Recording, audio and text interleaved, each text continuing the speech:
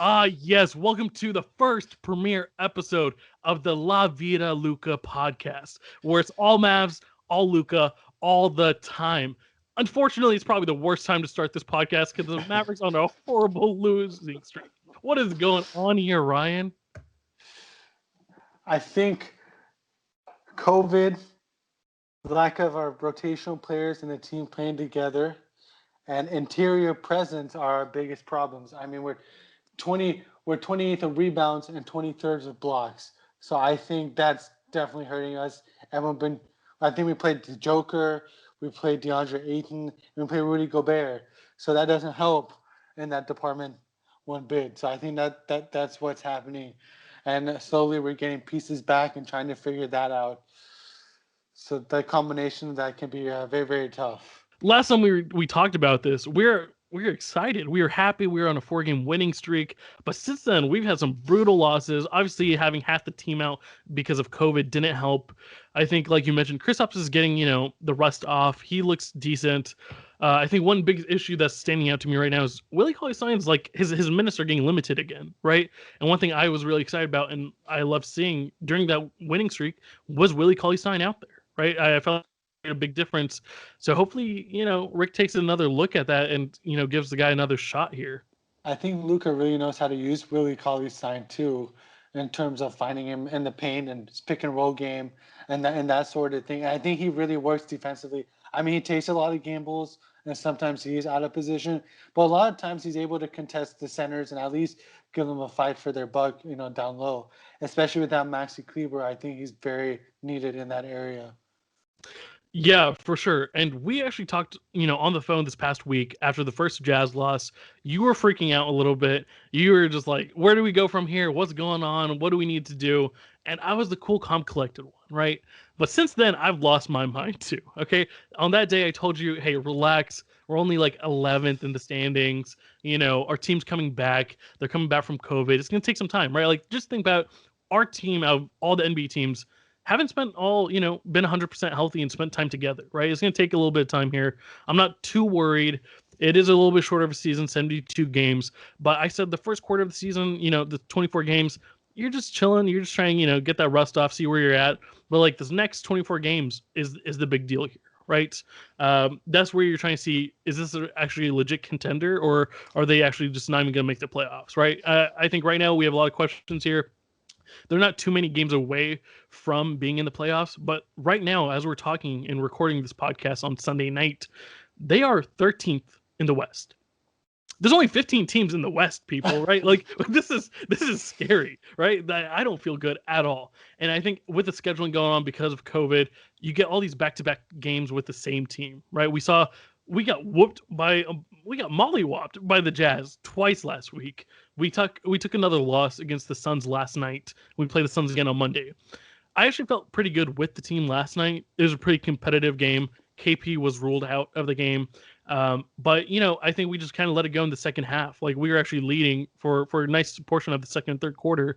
But we just kind of let loose. And obviously Luca had some not so nice things to say after the loss last night. This is a quote from him. It's looking like we don't care, right? And he mentioned how tired he is of losing. And that's actually the scariest thing to me, right? When we talk about Luca, an all-star, right? Like one of the best players we've ever seen. And, hopefully down the future, top 3, top 5 player, potential MVP candidate type annually. That's not something I want to hear from him, right? He's had, 2 bad seasons. The team hasn't gone anywhere. We saw, at least they made the playoffs last year, which was great. But like we're expecting this team to make the second round of the playoffs this year, right? And right now, they're not even going to make the playoffs with where they're standing. So the thing that worries me is that superstar mentality, right? Like if we don't make a deep run in the playoffs this year, next year, or in his final year, 2 years from now, I feel like he's going to move on, right? So I feel like that's the panic mode that the Mavs front office needs to be hitting. Donnie Nelson needs to start calling other teams and saying, what pieces can we move and who can we get? Because I think, I'm not in a huge rush. I love first round picks. I love the young talent, but it's time to get him some help out here. Because Luka's the only really good thing on this team right now. Yeah, and initially it's frustrating because you're getting blown out by a Utah Jazz team without Donovan Mitchell. Then you get beat with the Suns team without Devin Booker. And it's really, really frustrating. And you have most of your team back, sans Maxi Kleber. Now, if Maxi Kleber is the MVP, please correct me. I mean, he is good. But and at the same time, Luka, he's putting up near triple doubles every game. Like the last 3 games, he's averaging almost 30 points a game, 6 to 7 assists a game, and that's with a really low 3-point percentage. People sitting on the wings waiting for that 3-point shot. And I mean, look, I think Luka is still playing outstandingly, and they're still losing games. And I mean, yeah, I don't know. At what point do you say, okay, we need to make a trade, or do you retool the lineups? What needs to be done, or is it just an energy thing coming back from COVID? Richardson and Finney-Smith still kind of didn't get the conditioning in that they needed to get back. I don't know. I don't know what the answer is, but they're all NBA players. They're all they need to be that condition, that athleticism. You can't just come in and not be prepared. So how long can you wait until you stop making these excuses and saying, hey, we need to do something, or we need to get new personnel on this team? And this is as much, I think, as a player. It's a whole team. Rick Carlisle is involved too. He needs to rally the troops. He needs to figure out game planning, personnel plan, whatever he needs to be done too, motivation-wise as well from Rick Carlisle. I think it's a whole team right now. Yeah, no, that's totally true. Like you mentioned, no Devin Booker, we took an L. No Donovan Mitchell in 2 games, took 2 losses. Even against the Nuggets, right? Jamal Murray got kicked out of the game. I think early fourth, late third, and we still lost the game. And that we actually had a lead. I think it was 102, 100 or so. We ended up losing the game, and I'm just like, this has got to stop, right? I think the good thing is it's not like utter blowouts, right? At least they're somewhat competitive. At least they're somewhat coming back in the fourth quarter or whatever. But if these losses keep piling up, at some point, players are going to lose hope, right? And you're going to see them not try as hard. They're going to give up. They're going to look defeated going into games. And I think that's really going to affect the whole locker room culture. It's going to affect Luka and his future with the team. And I feel like priority number 1 is making Luka happy, right? Surrounding him with the pieces he needs to help him be successful. It's gonna be hard. I think obviously they had a 4-game winning streak earlier in the season, and we're just hoping to get some nice W's upcoming, right? But let's see. Like you mentioned, I think right now is you're in the tinkering phase, right? You're trying to see, let the team get healthy, see what the rotation looks like, who's in the starting lineup, who works the best. But I think as you go down another 10 games, if you end up going, I don't know, 3-7, right? Then you have big problems on your hands. And I feel like at that point, you need to be calling up other front offices and trying to maneuver a nice little deal. And I think that's one thing you can always trust with the Mavericks front office. Donnie Nelson is always calling up other teams and saying, we always get these nice trades we didn't even know about. We didn't expect. We just get like, oh, Mavs traded for this thing. You're like, oh my goodness, how did that happen? So, I'm hoping, it doesn't get to that. But if it does, I trust in the front office to make the right moves. And as you said before, as we talked on the phone a couple of times, that some of the pieces the Mavs have in their starting lineup wouldn't be starters on other teams. They may be bench players or role players of that sort. And I don't know if the weapons are just not strong enough that Luka has around him, or if there's another issue. But one thing I've noticed from watching the games that the Mavs have struggled have been the ones that have formidable big men. So with Joker, with Rudy Gobert, with DeAndre Ayton, because they're getting out rebounded. They're getting, the paint is being dominated by them, and I think that's a really big issue, especially when they get out rebounded, because they don't get second chance points.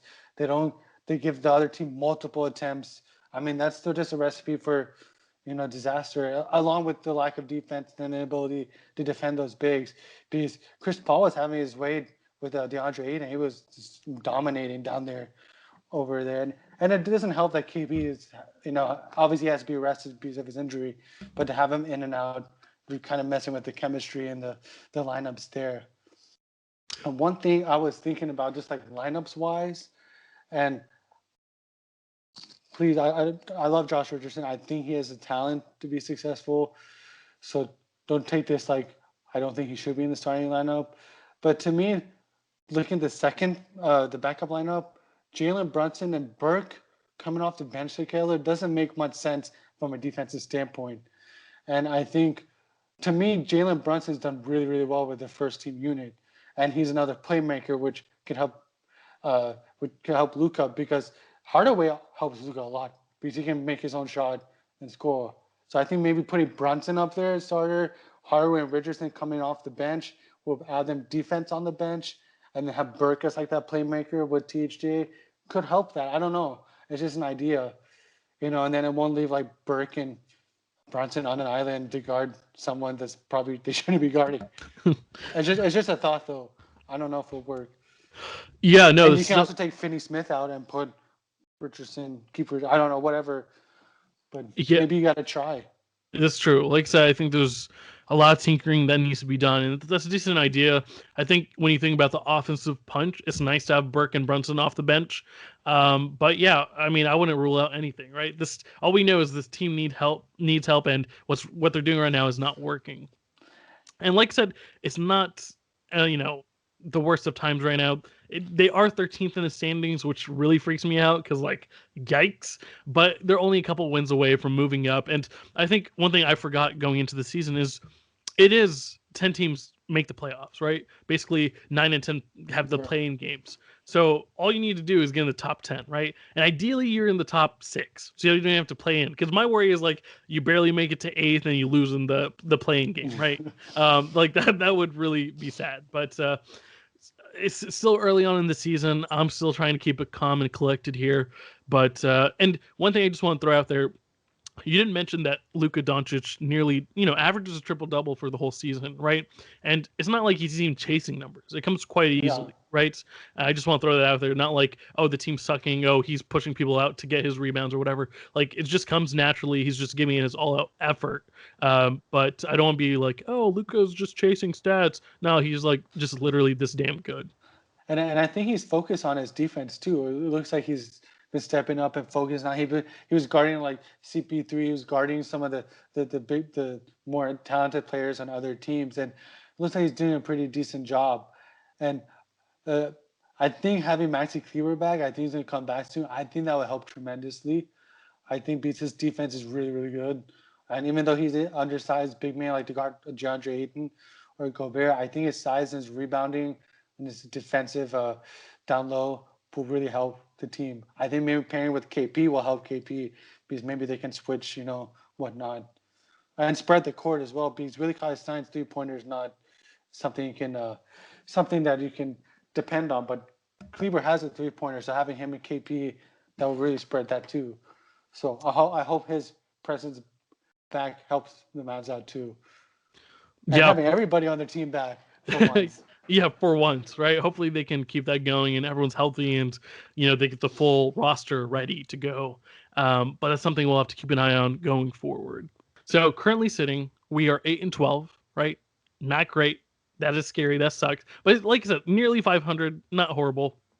Especially dealing with KP missing the beginning of the season, a really tough schedule, and half the team being out with COVID for a couple of weeks. But upcoming, we've got the Suns again on Monday, right? I feel like, hey, why not bounce back? This is the perfect time. You just took an L on Saturday. Let's bounce back with a win here. Then on Wednesday, you've got the Atlanta Hawks, okay? Yikes. You're going to get all that Luka and Trae Young talk. And, you don't want, as a Mavericks fan, I don't want to lose to the Hawks, right? Because people like my boy Shahan here are just going to be tweeting out, oh, Hawks won the trade. Oh, Trae Young's better. So, I want this win against the Hawks, okay? They spent a shit ton of money in the offseason. I want to whip them and get this W here. But then you get the Warriors back-to-back, who have been playing really well, right? So obviously, I don't know. You just play so many good teams.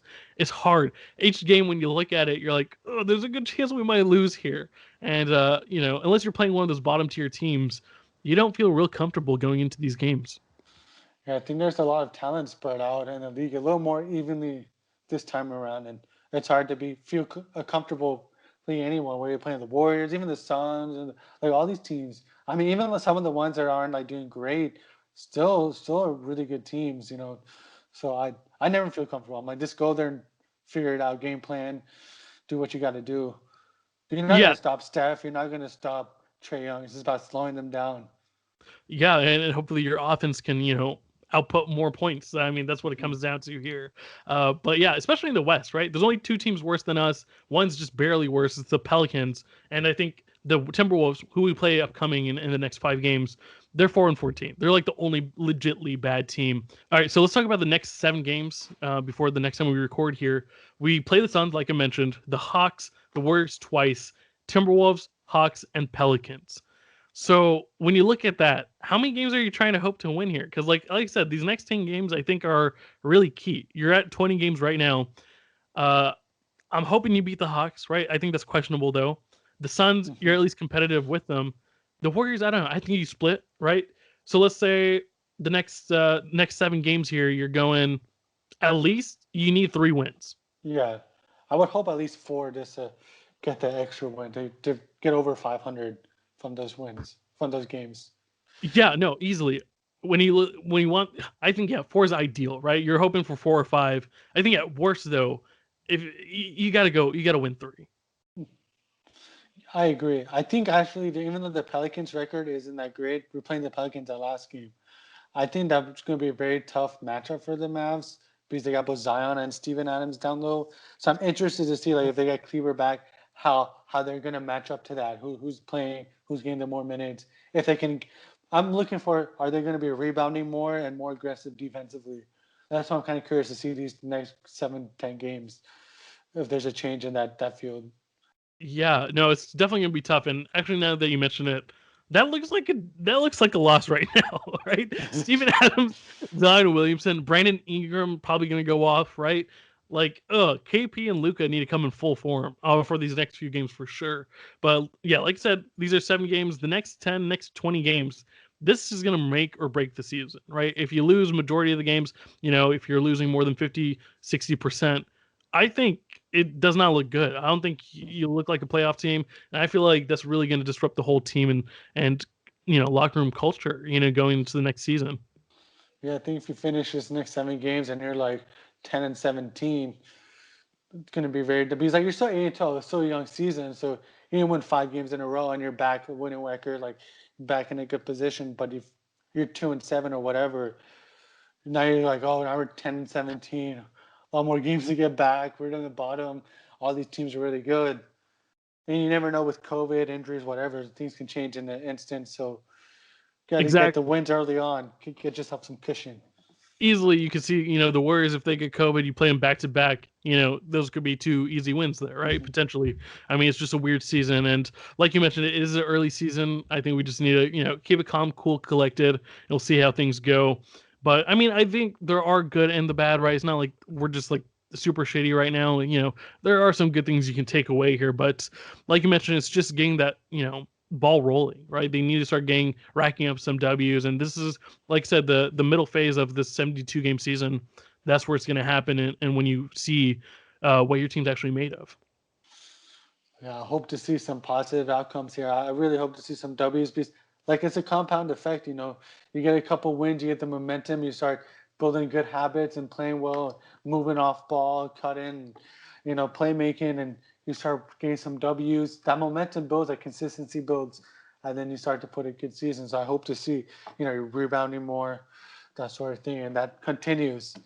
And then you get the positive vibes, the momentum, the consistency, the wins, the championship, the repeat championship, the three-peat. Right. Yeah, let's worry about winning a game first before we get there. But like you mentioned, you can get a nice little streak going on and winning a majority of your games. We saw that with the Utah Jazz, right? Going on an 11, 12 game winning streak. The Nuggets as well. Early on in the season, they weren't looking too good and went on this 4 or 5 game winning streak and turned things around. Now they're a top 4 seeded team in the West right now. So yeah, things can turn around quite quickly. But like at some point, then it's going to be too late. So let's just, keep some hope here. Let's see with the whole team what they do these next 2 weeks, and we'll reconvene and talk about it. Well, that wraps up this great first episode of the La Vida Luca podcast. Give us your thoughts, ask your questions if you have any. And until next time, go Mavs.